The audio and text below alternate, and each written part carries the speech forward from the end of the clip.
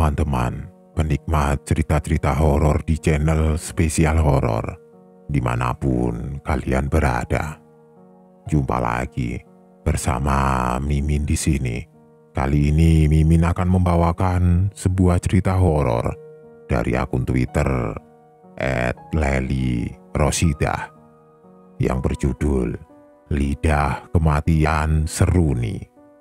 Buat kalian yang sudah penasaran, langsung saja selamat menyimak kalau kalian berani.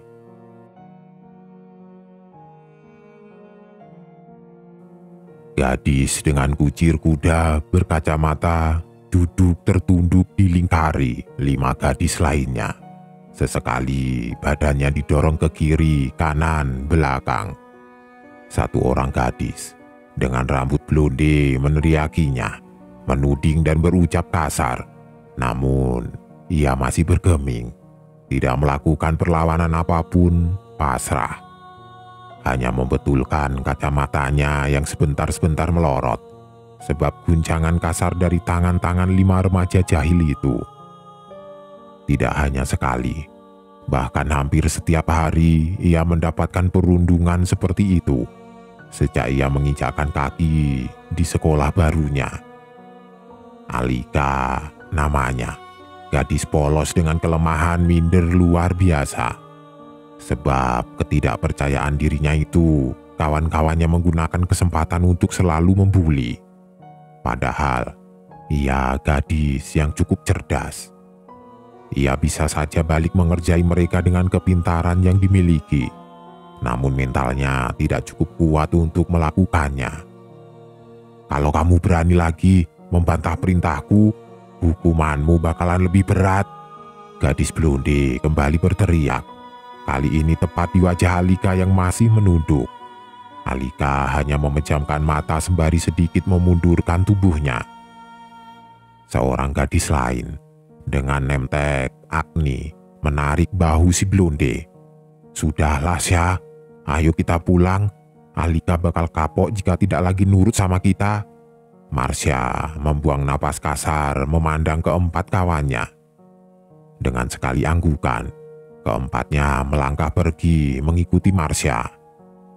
Ekor mata Alika hanya melirik kepergian 5 teman sekelasnya itu, memastikan jika mereka benar-benar telah pergi. Suara dentuman sepatu-sepatu itu perlahan menjauh, hilang. Alika mengembuskan napas lega, menyenderkan tubuh pada bangku belakang. Sorot matanya sendu menatap tas di atas bangku.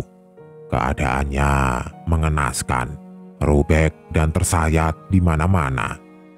Ulah geng Marsha yang marah sebab Alika tidak mau mengerjakan tugas mereka.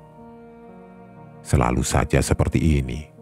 Alika bagai kisah bawang putih yang hanya bisa menangis tanpa berani membantah. Bibirnya mulai melengkung ke bawah, matanya berkaca-kaca. Kedua tangannya kini berada di atas kepala menjambak rambutnya sendiri.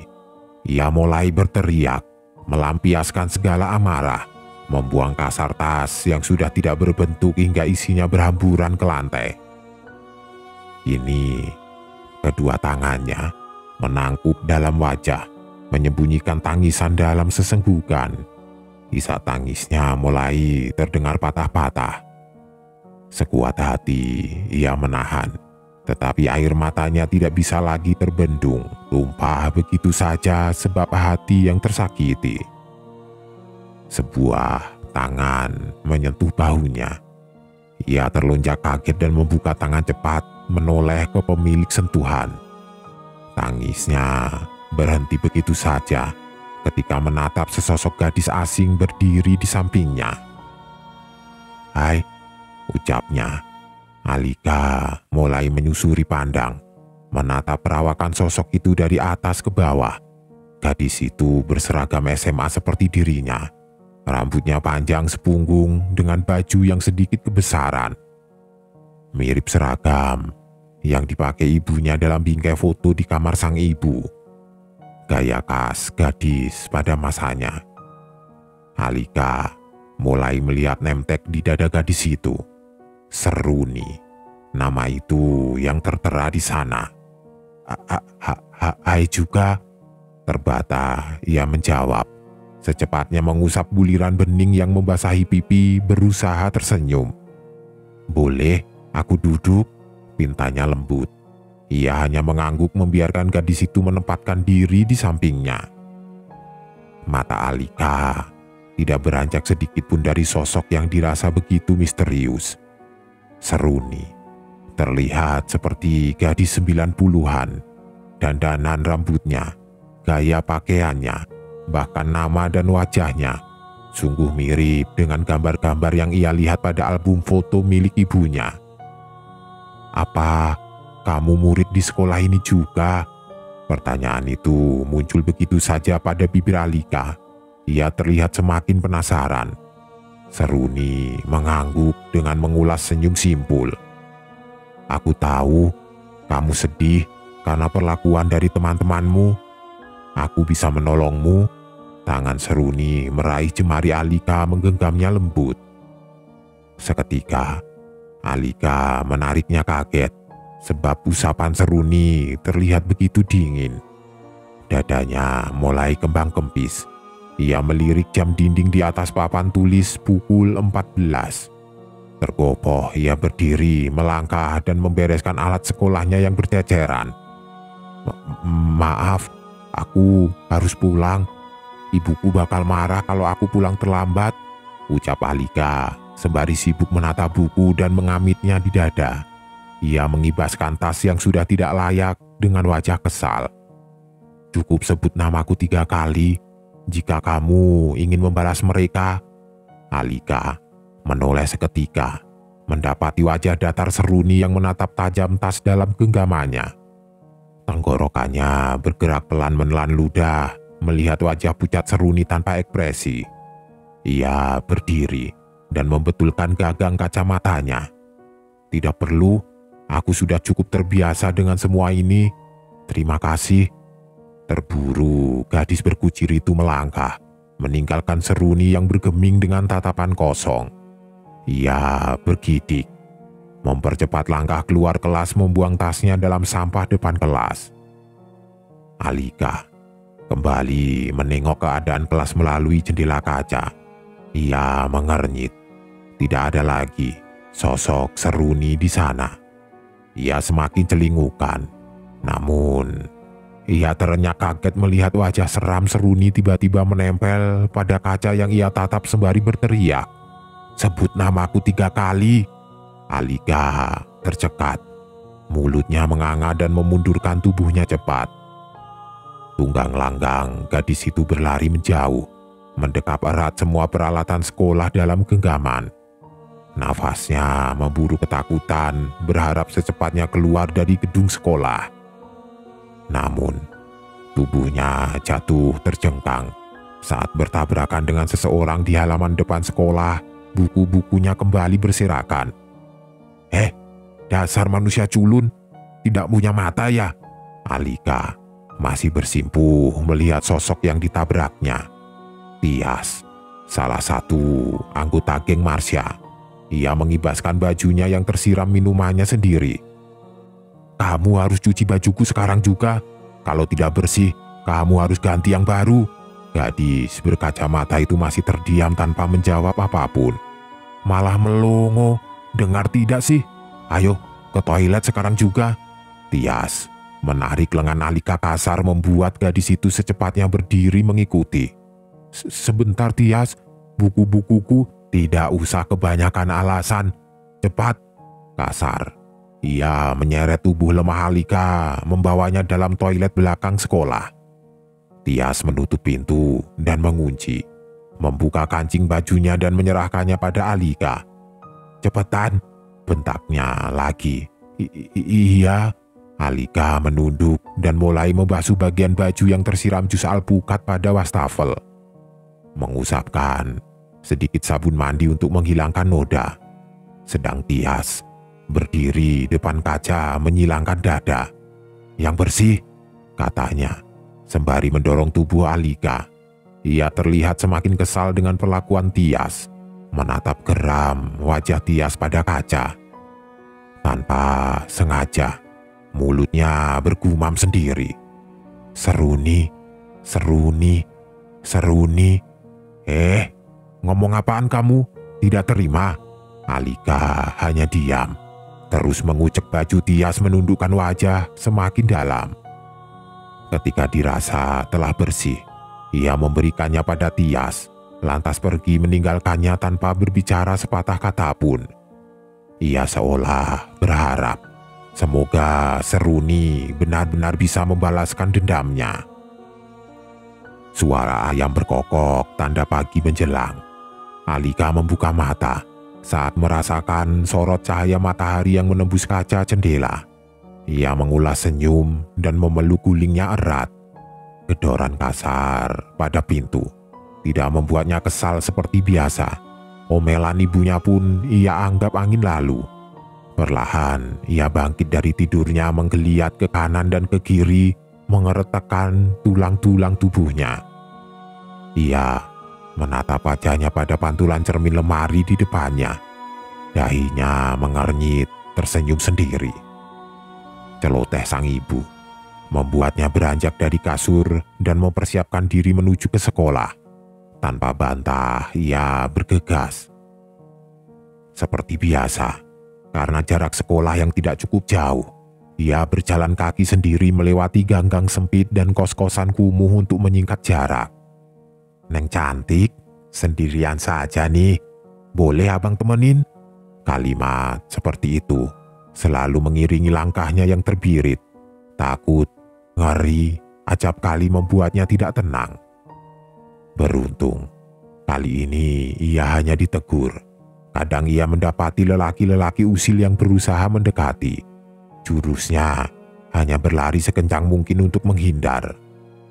Sampai di depan gerbang sekolah, gemuruh siswa dan orang-orang membuatnya penasaran. Ia mendesak masuk di antara kerumunan manusia yang celingukan seperti dirinya. Dilihatnya beberapa mobil polisi dan ambulan dalam halaman sekolah. Tidak ada yang boleh masuk kelas.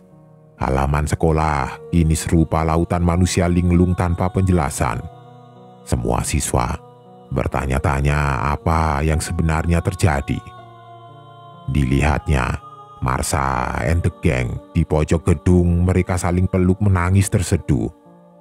Bibirnya mulai bergumam menghitung.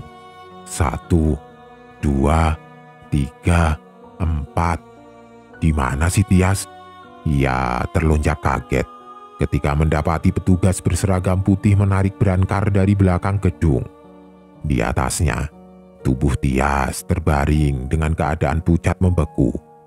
Alika membungkam mulut, menggelengkan kepala tidak percaya.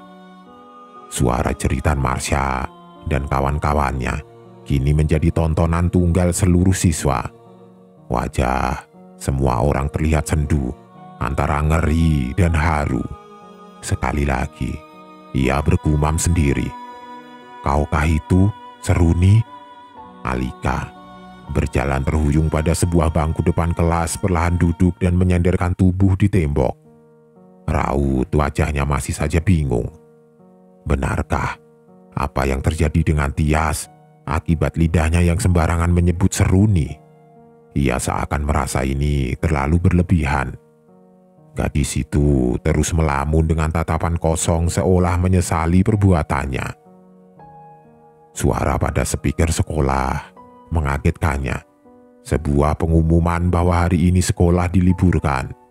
Dalam sekejap, gerombolan siswa pada halaman sekolah kini telah menyusut pergi, meninggalkannya sendiri, menatap gerakan petugas polisi, rumah sakit, serta guru-guru yang bercakap pada ketiga sahabat Tias, seperti mengulas keterangan tentang kejadian hari ini.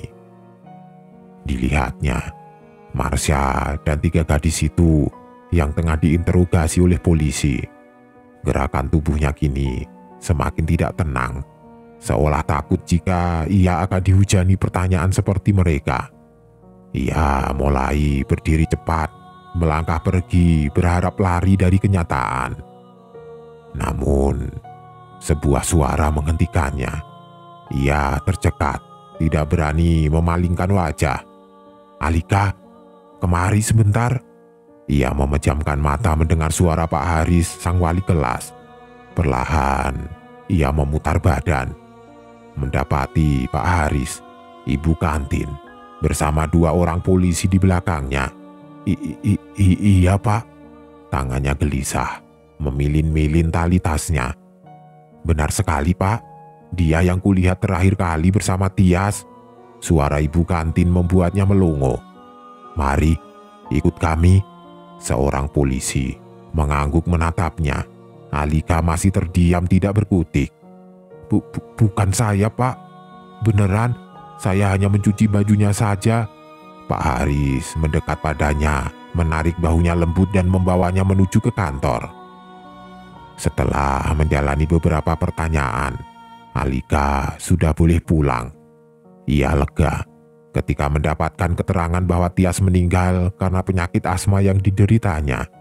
Ia terkunci pada bilik toilet. Mungkin terlalu lama ia berteriak hingga asmanya kambuh tanpa ada yang menolongnya. Ketika keluar dari pintu kantor, wajah keempat sahabat Tias sudah menatapnya tajam. Alika menunduk dan melewati mereka begitu saja. Sosok Marsha seketika menghadang jalannya. Ia membelokkan badan ke kiri, kini Agni yang berdiri di depannya. Ia memutar tubuh ke belakang. 2 teman lainnya menyilangkan dada. "Apa yang kamu lakukan pada Tias?" Sorot tajam Marsha mengintimidasi, membuatnya gemetaran. Suara Pak Haris dalam kantor membuat keempatnya celingukan. Agni segera menyeret tangan Alika keluar gedung sekolah. Di depan gerbang, tangannya diempaskan kasar. Alika mengernyit mengusap-usap bekas cengkraman Agni. "Dasar pembunuh!" Semprotan Marsha mengejutkannya. Ia mulai didorong bergantian oleh Marsha and the gang ke segala arah. Kepalanya terlihat mulai pusing. Ia berteriak kencang, "Hentikan!" Ceritanya melengking keras, membuat Marsha menampar pipinya kasar. Alika bersungut-sungut menatap tajam Marsha, bibirnya mulai merapal. "Seruni, Seruni, Seruni. Kamu ngomong apaan? Dasar gadis tidak jelas." Wajah Marsha terlihat sedikit ngeri memandang tatapan tajam Alika tanpa berkedip padanya. Pun dengan ketiga gadis lainnya, dahi mereka mengernyit sebab tidak paham.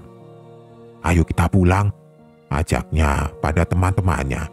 Marsha mendahului melangkah pada jalanan. Seketika, sebuah truk dengan kecepatan tinggi menyambar tubuh Marsha. Brak! Ketiga wajah sahabat Marsha melongo tanpa bersuara.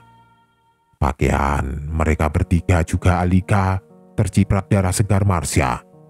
Agni menoleh pada Alika. "Apa yang sudah kamu lakukan? Dasar penyihir!" Alika mendekat pada Agni menengadahkan wajah yang penuh noda darah. "Apa kamu mau bernasib sama seperti kedua temanmu?" Agni dan kedua gadis itu menggeleng. Seketika, depan sekolah menjadi ramai. Teriakan histeris orang-orang menggema mengiringi kematian Marsha.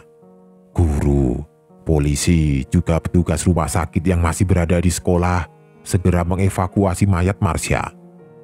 Tanpa ada yang tahu, Alika berjalan cepat meninggalkan TKP untuk pulang. Di tengah jalan sempit, ia kembali bertemu dengan para pria penggoda. "Apa yang terjadi denganmu, Neng? Sini, abang bantuin membersihkan." Seorang pria penuh tato menarik lengannya. Tajam mata Alika menatap pria itu lalu berucap, "Seruni, Seruni, Seruni."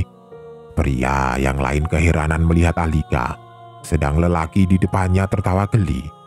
Gadis SMA itu mengibaskan tangan si lelaki. Tiba-tiba, seekor anjing berlari kencang menghujani pria bertato dengan gigitan dan cakaran. Pria lainnya mencoba membantu, tapi tidak ada yang bisa melawan keganasan anjing gila tersebut. Alika menyilangkan dada melihat pemandangan mengerikan itu. Pria-pria itu kini begitu ngeri melihat Alika. Ia mulai berjalan pelan, meninggalkan para pria yang sibuk menolong kawannya. Hingga ketika beberapa meter, ia mendengar suara salah satu pria. "Gun, jangan tinggalkan kami," Alika menyungging. Di depan teras rumah, ibu Alika yang sedang mengupas bawang memandang tubuh anaknya yang penuh bercak merah. Ia menggeleng dan berkacak pinggang. "Habis ngapain? Ngebunuh orang?"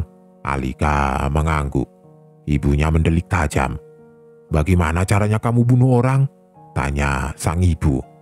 "Seruni, seruni, seruni," jawabnya polos tanpa bersalah. Sang ibu keheranan. Alika berjalan masuk dengan gontai. Baru saja ia membuka sebelah sepatunya, ia terkaget mendengar suara terjatuh dan teriakan tertahan sang ibu. Alika membalikkan badan seketika. Ia membungkam mulut, menemukan ibunya jatuh telungkup dengan pisau yang menancap pada dadanya. "Ibu!" Alika membalik tubuh kepala ibunya dan menangis jejeritan. Menarik pisau perlahan, semburan darah seketika mengucur deras. Ia semakin jejeritan mendapati jantung sang ibu yang tidak lagi berdetak. Matanya terbuka dengan mulut terenganga. "Ini semua gara-gara kamu, Seruni. Lidah ini dan namamu adalah pembunuh." Ia terus terisak memangku kepala ibunya. Hingga matanya kini menatap pisau dalam genggamannya. Ia menjulurkan lidah, mengacungkan pisau dan menyabet kasar lidahnya sendiri. Kucuran darah kental menderas dari bibirnya. Beberapa tetangga mulai berdatangan dan saling teriak, mulai menolong Alika dan ibunya. Ia tidak pernah tahu jika Seruni adalah gadis korban perundungan 20 tahun yang lalu yang bunuh diri di sekolahnya sebab tidak kuat setiap hari mendapatkan bulian. Alika masih tetap hidup hingga kini, hanya saja tanpa lidah.